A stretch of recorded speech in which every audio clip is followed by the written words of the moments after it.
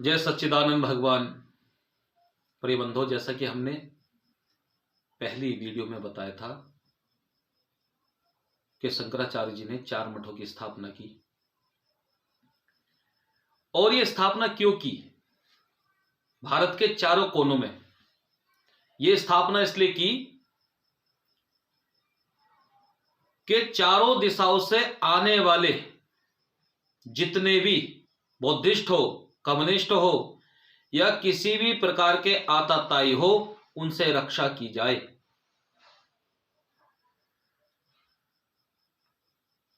उनसे रक्षा करने के लिए इन 4 मठों की स्थापना की। अब रक्षा 2 प्रकार से होती है। जैसे कोई शास्त्र के बल पर वह अपनी कुसंस्कृति को यहां पर लाना चाहता है, और उसी के बल पर जो है अब क्या होगा, तो इन मठों में रहने वाले आचार्य उनसे शास्त्रार्थ करेंगे। यदि वो शस्त्र बल पर आता तो शस्त्र को लेकर के उनसे युद्धाभ्यास करेंगे, युद्ध लड़ेंगे। तो दोनों प्रकार की शिक्षा यहां दी गई, शस्त्र की भी और शास्त्र की। तो अब जैसे कि अब हम उत्तराखंड में हैं, तो सबसे पहला मठ जो है यहां पर उत्तराखंड का जो उत्तर आमनाय है, जिसका नाम है ज्योतिर्मठ। अब ज्योतिर्मठ के जो सन्यासी रहे, जो सन्यासी ब्राह्मण रहे, उनको कहा जाने लगा गिरि, पर्वत और सागर। गिरि, पर्वत और सागर, अर्थात जो सन्यासी यहां से दीक्षा लेगा उनके नाम पर लगेगा गिरि, पर्वत, सागर। आज भी तुम सन्यासियों के नाम पर देख लो, या तो गिरि मिलेंगे, या पुरी मिलेंगे, या पर्वत मिलेंगे, या सागर मिलेंगे। तो इसलिए ज्योतिर्मठ के जो सन्यासी हैं, जो सन्यासी ब्राह्मण हैं, वो गिरि, पर्वत, सागर कहलाए।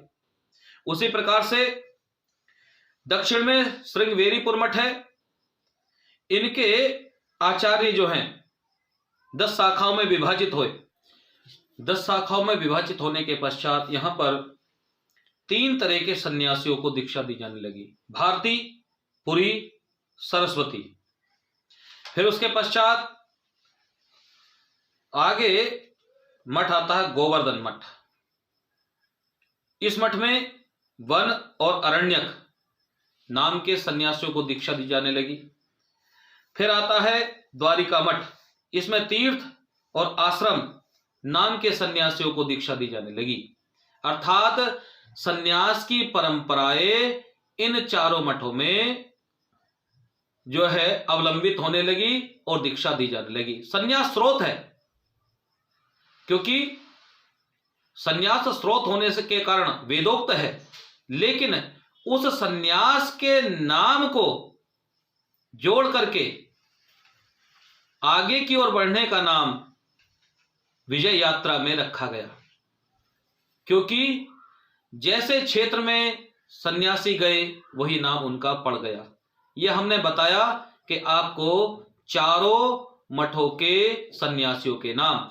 इन्हीं मठों में ब्राह्मण वेदों की दीक्षा लेने जाते हैं, वेदों की शिक्षा जो है को आत्मसात करने के पश्चात कर्मकांड का कार्य करते हैं। अगर ये सन्यासी नहीं होते तो वेद भी नहीं रहते। सन्यासियों ने वेदों को, भारतीय संस्कृति को, पुराणों को, शास्त्रों को, सबको सुरक्षित रखा। तो ये गोस्वामी समाज ही है जिसने भारतीय संस्कृति को सुरक्षित करने के लिए सब कुछ अपना जीवन समर्पित कर दिया। आइए और इसके विषय में शास्त्रीय प्रमाण भी हम लेते हैं कि ये और कैसे कैसे रूप से शास्त्रों में हमें गोस्वामियों का वर्णन मिलता है। देखिएगा, शास्त्रों के कुछ श्लोक मेरे पास हैं। त्रिवेणी संग्रामे तीर्थे तमस्यादि लक्षणे शान्यात्वार्थम भावेन तीर्थ नामा च उच्यते।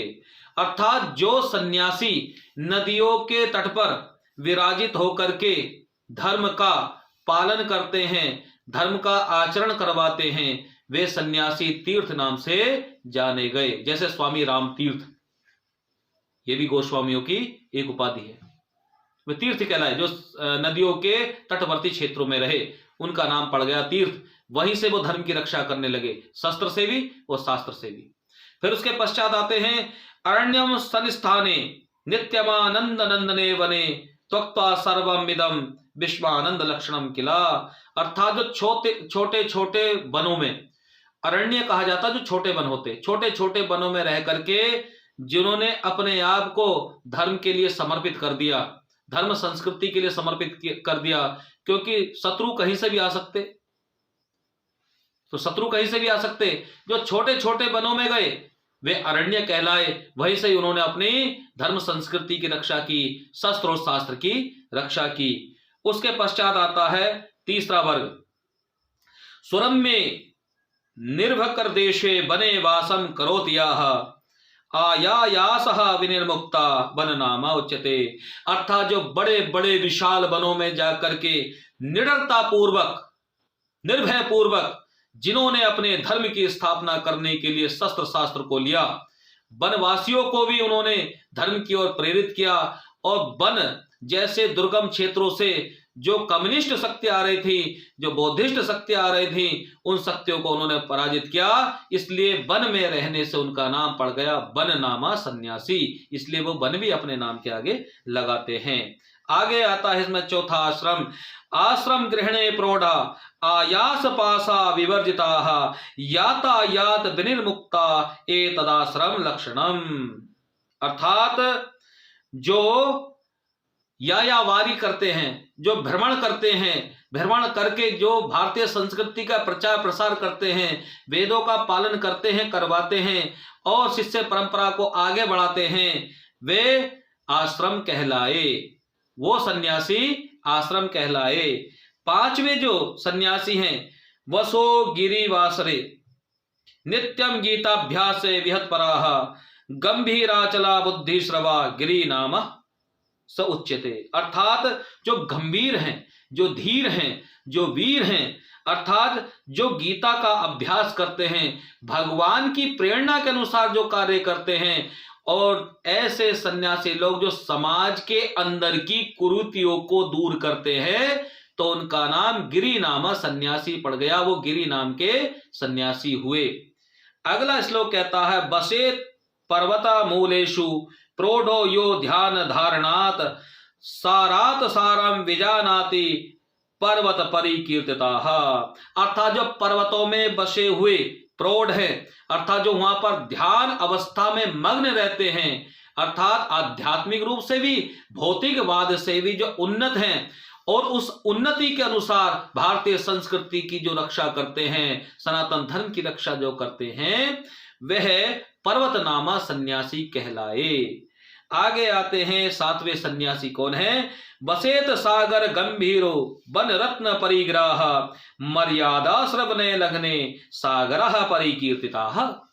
अर्थात जो सागर के क्षेत्रों में बसते हैं, जो समुद्र के तटवर्ती क्षेत्रों में बसते हैं, वहां से आने वाले जितने भी दुष्ट हैं, कम्युनिस्ट हैं, भारतीय संस्कृति को क्षति पहुंचाने वाले हैं, ऐसे लोगों के लिए सदैव शस्त्र और शास्त्र से जो सुसज्जित है, वो सागर के किनारे रह करके भारतीय संस्कृति की रक्षा करते हैं, ये सागर नामा सन्यासी कहलाए। फिर उसके पश्चात आता है, स्वर ज्ञानम वसो नित्यम स्वरवादी कवीश्वराः संसार सागरे सरा विज्यो यो ही सरस्वती। अर्थात जिन्हें स्वर का ज्ञान है, जिन्होंने व्याकरण का विधि पूर्वक अध्ययन किया है, जिन्होंने वेद का विधि पूर्वक अध्ययन किया है, जिन्होंने तर्क शास्त्र का, न्याय शास्त्र का, समस्त शास्त्रों का, वेद पुराण महाभारत रामायण का विधिवत रूप से अध्ययन किया है, और अध्ययन करने के पश्चात जो शास्त्रार्थ में पारंगत हुए, और जिन्होंने दंड हाथ में धारण कर लिया, दंडी स्वामी हुए, ये सरस्वती नामा सन्यासी कहलाए। क्योंकि शास्त्रार्थ में सबसे पहले सरस्वती नामा जो सन्यासी है, ये ही अग्रणीय होते हैं, शास्त्रार्थ ये ही करते हैं, इसलिए ये सरस्वती नामा सन्यासी कहलाए। आगे जो नवम संख्या के हैं, विद्या भारण संपूर्णा सर्वभारम परित्यज्य दुख भारम जानाति भाति चे कीर्तिता। अर्थात जो विद्या से युक्त हैं, प्रौढ़ हैं, जो मनुष्य के जन्म जन्मांतर के पापों को नष्ट करने वाले अपनी विद्या के बल पर, जो उपनिषद को जानने वाले अपनी विद्या के बल पर जो संसार का कल्याण करते हैं, उनको भारती कहा गया है। आगे 10वें सन्यासी हैं, ज्ञानम तत्वेन संपूर्णताः पूर्ण तत्वम पदे स्थिताः पद ब्रह्मरतो नित्यम पुरी नामास उच्यते। अर्थात जो तत्व ज्ञान कर ले, क्योंकि मुक्ति जब ही होगी जब हम तत्व ज्ञान कर लेंगे। तत्व ज्ञान पर वीडियो कभी फिर बनाएंगे। तो इसलिए क्योंकि जगत गुरु ब्राह्मण, ब्राह्मण गुरु सन्यासी और सन्यासी गुरु अविनाशी। यदि जहां 100 ब्राह्मण भोजन कर रहे हो, अगर वहां पर एक सन्यासी भोजन कर ले तो एक सन्यासी उन 100 ब्राह्मणों के बराबर होता है, अगर वो तत्वज्ञ है तो। इसलिए आपसे निवेदन है कि समाज को कभी भी हीन दृष्टि से ना देखें, क्योंकि ये भी ब्राह्मणों से उच्च कोटि का समाज है, जिन्होंने सनातन धर्म के लिए अपना सब कुछ न्यौछावर कर दिया। जय सच्चिदानंद भगवान।